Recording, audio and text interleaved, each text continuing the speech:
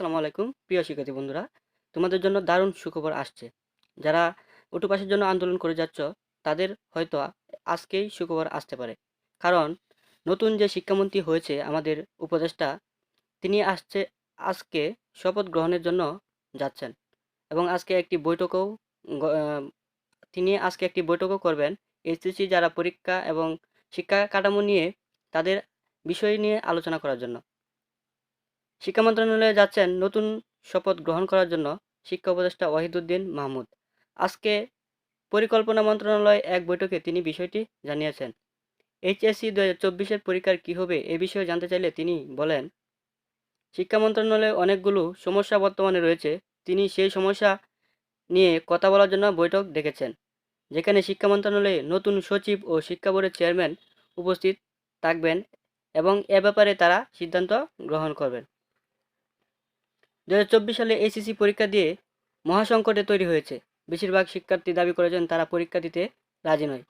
তাদের এইচএসসি রেজাল্টের উপর ভিত্তি করে সাবজেক্ট ম্যাপিং করে রেজাল্ট দেওয়া হোক, এরকম কথাও বলা হয়েছে। কিন্তু শিক্ষা মন্ত্রণালয় থেকে এখনও পর্যন্ত সুনির্দিষ্ট কোনো কিছু জানা যায়নি।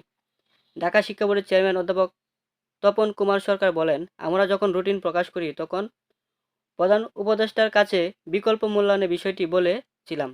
তিনি তা না করে দিয়ে সরাসরি রুটিন প্রকাশ করার জন্য বলেছিলেন এবং পরে রুটিন প্রকাশ করা হয়েছে। কিন্তু এখন শিক্ষার্থীরা দাবি করছে তারা এইচএসসি 2024 পরীক্ষা অংশগ্রহণ করতে চাচ্ছে না। এই পরিস্থিতিতে শিক্ষা মন্ত্রণালয় থেকে সিদ্ধান্ত আসছে যে মন্ত্রণালয় কর্তৃপক্ষ এই মুহূর্তে সরাসরি কোনো সিদ্ধান্ত নিতে পারবে না। প্রধান উপদেষ্টা ও শিক্ষা উপদেষ্টা চাইলে এই সিদ্ধান্ত পরিবর্তন করতে পারবে এবং নতুন সিদ্ধান্ত নিতে পারবে। এক্ষেত্রে প্রধান উপদেষ্টা আজকে শিক্ষা মন্ত্রণালয়ের প্রথম বৈঠকে করেছেন, যেখানে তিনি মন্ত্রণালয়ে অনেকগুলো বিষয় নজর দিবেন।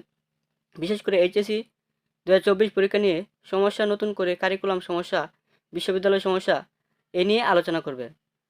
প্রিয় শিক্ষার্থী বন্ধুরা, আজকে হয়তো তোমাদের সঠিক বার্তা এবং সঠিক সুখবর আসতে পারে। তোমাদের অটোপাসের সিদ্ধান্ত